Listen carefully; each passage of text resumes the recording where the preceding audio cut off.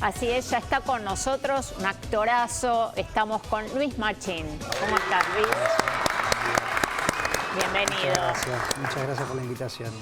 Bueno, así como el año pasado estuviste acá con nosotros hablando de El mar de noche, esta obra de Santiago Loza dirigida por Cacachi, este unipersonal tan profundo, tan emotivo, tan como yo te decía el año pasado, que el espectador siente lo que le pasa al protagonista en carne propia, y esa es tu gran habilidad para hacernos sentir eso. Este año volvemos a hablar de lo mismo, ¿no? Entre otras cosas, pero con esta obra que sigue recorriendo el mundo, además. Sí, vamos a hacer una... Nosotros terminamos la temporada en la Sala NUN, que estuvimos 2 años haciéndola allí. Sí, además, yo la vi ahí. Un año en Napacheta, la sala que tenía Guillermo Cacachi en la calle Pascua al 600. Sí. Este año terminamos ya la temporada y estamos haciendo funciones afuera. Vine ayer de Tucumán y de Santiago del Estero. Hicimos en 2 ciudades pequeñas, en la ciudad de Bandera, en Santiago del Estero. En Tucumán hicimos en la ciudad de Aguilares y en San Miguel de Tucumán. Estuvimos en Mar del Plata, en Mendoza. Estuvimos en Rosario, bueno, estuvimos en Chile 2 veces, en el Festival Santiago a 1000, y después una programación de la Universidad Finisterra de Santiago, y estuvimos en Holanda también. Así que bueno, es una obra que ha tenido y sigue teniendo un recorrido bien interesante, con públicos muy diversos. Y bueno, decidimos hacer una función más en el Teatro El Picadero, que es como una casa para mí. Yo ahí trabajé mucho tiempo, hice en 2 años 3 obras hice en esa sala. Vigilia de noche. Vigilia de noche, que obrón. Jugadores y Idiota. Y ahora, claro, bueno, dijimos... Con vamos Jorge a hacer, Suárez. Sí, con Jorgito, sí. Y ahora vamos a hacer una función, una especie de única función, el viernes 23, este viernes allí en El Picadero. ¿Qué pasó en Holanda con la obra? Fue bien curioso, nosotros teníamos mucha expectativa. Fue un viaje relámpago. Yo en ese momento estaba grabando un programa acá y teníamos 3 funciones allá en Holanda, en una ciudad chiquita, preciosa, que queda tomada por el festival, un festival muy tradicional que tiene más de 70 años. O sea, a mí me liberaron del programa un jueves y tenía que volver el martes, así que y en el medio 3 funciones allá, así que lo tengo como una especie de... Sí, de nube, sí, ¿no? de nube ahí que no sé bien, pero hice 3 funciones, hicimos incluso charla con la gente, festival hermoso, y que tuvo, la verdad es muy curioso, ¿no? Porque la gente... Yo hice mucha gira internacional, entonces en distintos idiomas, y el subtítulo se pone arriba, entonces la gente tiene que ir leyendo y mirando hacia abajo. Es bien interesante lo que se produce, y la verdad es que, bueno, la respuesta de la gente en las charlas que dimos después fueron notables, como también en otra idiosincrasia, otra cultura, otro cotidiano, igualmente impacta tanto un tema que es universal. Universal, un hombre que es abandonado por otro hombre y se va hundiendo en su propia desesperación, en su propia desolación. Sí, me parece que es para... cualquiera se identifica, ¿no? No es una comedia. No es una comedia. No es una comedia, no. A mí, siendo un ignorante del teatro total y absoluto, me sale a preguntarte si hay una charla con quien se encarga de la adaptación o de la traducción de la obra, que me imagino deberá ir en sincro también. Totalmente, es no solamente la cuestión actoral, de tomarte vos un segundo de más o de menos para acrecentar el color de un personaje. Sí, es bien complejo. Nosotros, en general, la obra se manda traducida, en este caso fue al inglés, bastante tiempo antes. La recibe el que va a hacer el subtítulo, que en general o es español o es argentino que vive en el lugar. En este caso, en Holanda, es holandés, que sabe muy bien el español, que había estado viviendo un tiempo acá, curiosamente después hablando paró en el departamento de abajo de mi edificio ¿En serio? pero una Mirá. coincidencia charlando el tiempo que estuvo viviendo acá en Buenos Aires y tenía una habilidad muy grande y un conocimiento muy grande de nuestro idioma. Entonces yo cuando llegué, además que llegué en el mismo día que llegué tenía función, tuve que hacer primero una pasada igual con los tiempos, como si fuera una función para él, para que vaya marcando en la computadora, digamos, los momentos en donde se dicen las frases. Entonces tiene que haber una relación muy, muy fuerte entre el intérprete y el que aprieta el subtítulo, digamos. En una obra como esta, donde tu presencia es todo, ¿no? Porque estás solo en el escenario, con el sillón en el que estás sentado, ¿no se pierde al tener que mirar la traducción?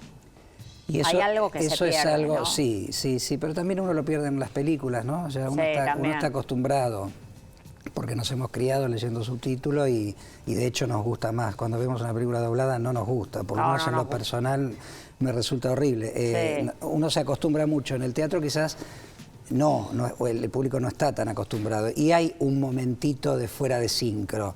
Hay un momento que uno dice y lee, que hay unos que son microsegundos que... Por ejemplo, hay un par de momentos que despiertan alguna risa, si bien la obra no es una comedia, y llega siempre un poquitito, te das cuenta, como se lee un poquito después, llega un poquito después también la respuesta. Pero es bien interesante, sobre todo cotejar con un público tan distinto. Sí, ni hablar. Eso, perdón, Willy, vos acaso es local, te conoce la gente, tiene un preconcepto, voy a ver a Luis Machín. El ego, cuando te parás delante de 200, 300, 1000, no voy al número, pero te parás delante de 4 personas, 100, 1000, que digan, Luis Machín, bueno, no sé, parece que es un actor argentino, que lo he visto en algunas cosas que veo acá de Netflix, pero... Vamos a ver qué onda, de última nos paramos y nos vamos. Sí, eso pasa. Claro, sí. porque los tenés que seducir. Sí. Hay un desafío distinto. Es un desafío. Es así. No sos un ignorante del teatro, ¿eh? Las preguntas que haces son muy puntuales y muy buenas. Uno hace, hay un plus que acá es cierto, uno ya sabe que más gente o menos gente, pero te conocen más o menos tu trabajo, te han visto en cine, en teatro, en televisión. Allá no te conoce nadie. Sí, también. Pero allá no. Entonces ahí hay como una especie de motor de seducción que hay un poquito más. Uno tiene que decir, tenés que capturarla a la gente con lo que es verdaderamente ese trabajo. Porque hay mucha gente acá, sobre todo yo me doy cuenta cuando uno va al interior, que también va a ver esto, ¿no? Esta especie de preconcepto que hay de uno como actor, o el actor serio, o el que hace de malo, o el que esos personajes tienen cierta riqueza porque nos gusta. Te digo lo que me dice la gente, ¿no? Que te da curiosidad de ver, ¿no? Allá no, digo, ese plus no existe. Entonces yo me doy cuenta a veces en el interior que alguna gente va a ver, no sé, algo de lo que vio, no sé, la última comedia, el año pasado hizo una comedia, se llama Mi hermano es un clon, y por ahí hay algo que suponen que algo de eso va a haber en la obra. Después se dan cuenta que no y aceptan. Pero en un público extranjero eso no hay nada de eso. Salvo que fueron algunos argentinos, había comunidad ahí argentina que había ido también y que me conocían, pero la mayoría no, y eran más de 400 personas. Entonces, sí, yo en esos casos, como siempre, para mí el valor es lo que uno está haciendo. Entonces, la concentración en eso, ningún preconcepto de nada. Yo cuando actúo no es que estoy pensando, ya tengo a la gente en el bolsillo por el último programa o porque tengo cierto prestigio. Conmigo no corre. Digo, yo siempre es muy lo que estoy haciendo en el momento, o la obra, o el programa, o lo que fuera. ¿Un público que te haya sorprendido? El público siempre sorprende. A mí siempre me sorprende. Por ejemplo, en Holanda... Yo pensé que algunas cosas iban a ser percibidas de otra manera y ahí te das cuenta cuando los temas son inherentes al ser humano, ¿no? Digo, la separación, la muerte del amor. Pero el público siempre sorprende porque a veces, por ejemplo, me pasa, es una obra que se mantiene un silencio de la gente que es notable, ¿no?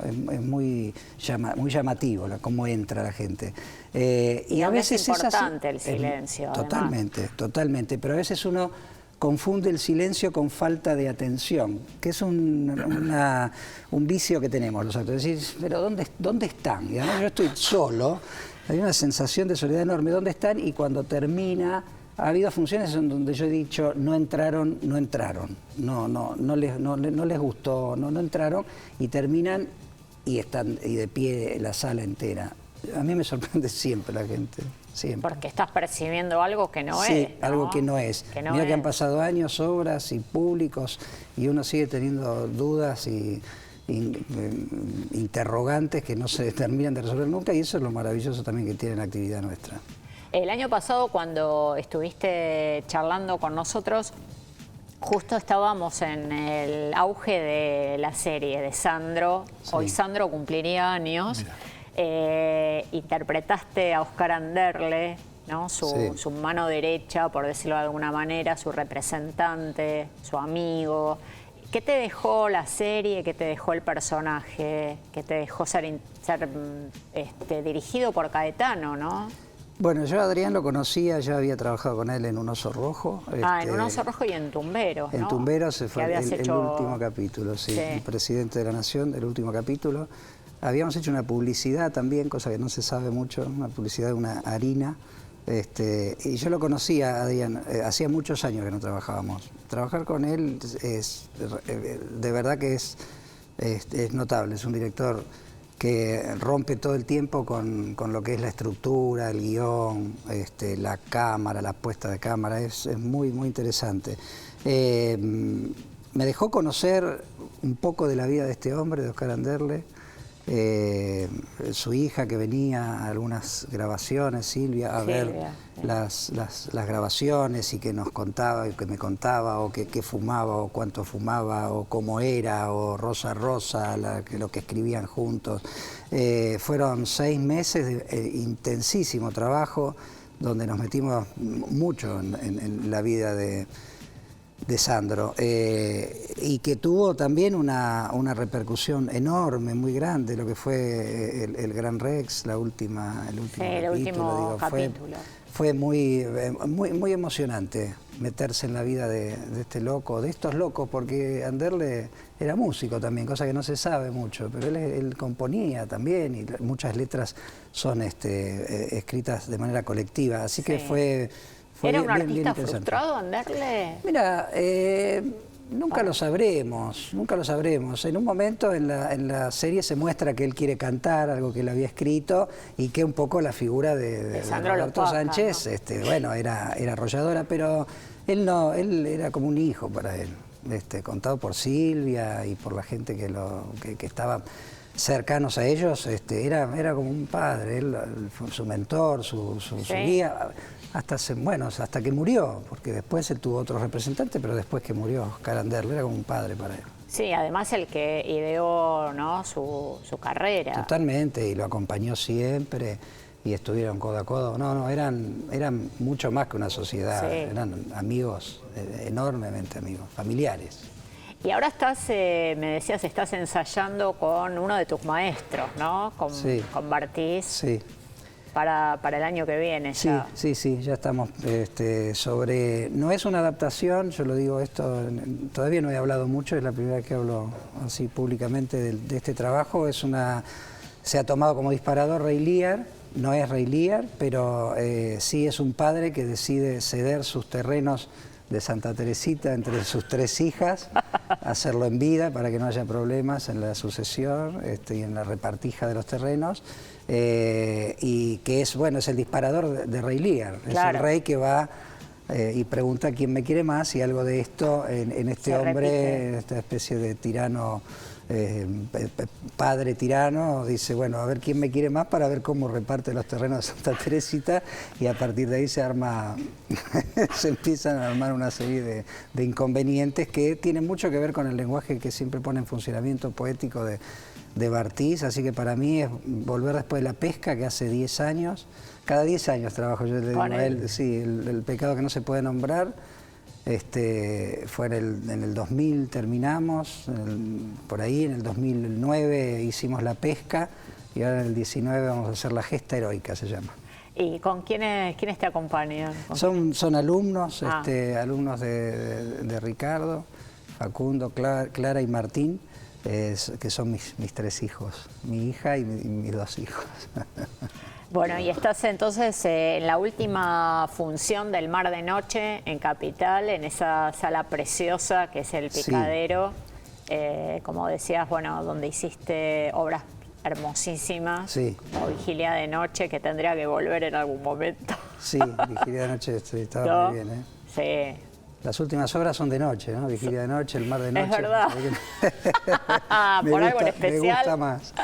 No, bueno, así vamos a estar, sí, en esta sala de Sebastián Blutrach, que es como la casa de uno, así Sí. este viernes, 23 de agosto, a las 22 horas. Sé que no quedan muchas entradas y eso me pone enormemente contento, pero también quiero que esté la sala llena, así que estoy invitándolos Sí. a todos a que vengan. Ojalá que vaya mucha gente a verla porque es un obrón. Siempre la hemos recomendado. Nacho es testigo porque he hecho mucho Sos por... muy nombrado. Sos muy nombrado. En la filosofía del programa. Tenés que empezar a ver teatro porque vos te Sí, considerás ya te un lo dije. ignorante de No, teatro. pero ya pero me tus viste que me preguntas quedé. Tenía un son montón de como- preguntas más, pero dije 2 y cuando No, me dijiste sé que una más. buenas, dije Te quedaste. listo, ya está. Ya está. ¿Para qué voy a arruinar algo que ya me están diciendo que está bien? Solamente para presumir. Vengo y te digo, no, bueno, según tal director soy un boludo a cuerda. No, yo Pero te ya voy a- contó bien. Tenés que llevar. Te voy a tenés que decir arrastrar. algo. Él tiene miedo cuando yo le comento el argumento y además cuando viniste, pero otras veces además tiene miedo de deprimirse. Ah, ¿Viste? Eso es lo que le pasa. bueno, anda a ver comedias. No, pero no, ¿por qué? ¿Por qué? Bueno, por lo menos No para se- que venza ese miedo. Por ahí le pasa otra Un miedo cosa. primario, un miedo primario. Pero cuando estamos en algún... han pasado, que nos hemos contado situaciones complicadas, decimos como Machín hundiéndose en el sillón un domingo a la tarde. Ah, esa es Ese la- un esa es la comentario. imagen. Claro, y él lo asocia con la depresión. Y yo le digo que no, que te pasa otra cosa, que no es tan Dale, lineal. vení el viernes. Vamos a ir. Vení el viernes. Andá, porque no puede ser Venga, que no no sé lo si- veas. No, es Después verdad. vas a saber de qué hablas. No, más vale. Pero por eso digo, uno cuando... No es que no querer vencer barreras, pero para mí pienso que debo empezar por obras más pequeñas No. para después interpretar, para poder... No, claro. eso es prejuicio. No, pero pero es mal prejuicio. No, eso- A veces uno dice, mira, Tenés no, que empezar, pero- empezar por donde quieras, pero Claro, empezar, bueno. dale. Yo una vez me pasó, quise leer la Divina Comedia, tuve que leer 7 veces la carilla 1 y no la entendí. Sí, pero no podés Ir a la saber. mitad de hoja, porque en la primera había cuatro espacios. Mira, yo te voy el a decir título algo. y el infierno del Dante. Te voy a Ahí decir hasta algo el final no entendía nada. Para que no te preocupes tanto, yo que actúo desde que tengo 16, tengo 51, que hice un montón de cosas que ustedes saben. A mí me cuesta muchísimo leer teatro, pero muchísimo, y a veces me pasa eso, no puedo pasar de la primera y segunda hoja, incluso obras que voy a hacer, ¿Qué vas a hacer? tengo ¿Cómo que hacer un elegís? esfuerzo enorme. Me cuesta mucho, elijo por un montón de cosas, por supuesto que las leo, pero que me cuesta. Quiero decir que eso... Que cuesta, que si no encuentro Me la coma, cuesta esta coma acá está de me más. cuesta mucho, digo, no se Pero- puede hacer. En general leo las obras y digo, lo primero que digo no se puede hacer. El Mar de Noche me pasó. ¿Te pasó? Le dije, sí, yo le dije a Santiago, esta obra no se puede hacer, es poética, es hermosa, pero no es teatral, no hay manera de hacerla, no. Y bueno, y después estuvimos 1 año y medio, casi 2, ensayando para darnos cuenta que sí se podía. Con esto quiero decir que Sí. yo que lo hago me cuesta muchísimo leer. No Hay sé que si soy un tomarse. buen ejemplo. No, pero digo, Pero sos. tomalo como una especie de aliciente.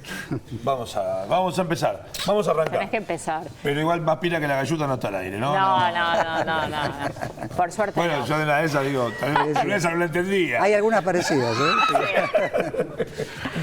Gracias, Gracias Luis. a ustedes, Muchas gracias a gracias. ustedes. Muchas gracias. Nos vamos a un corte.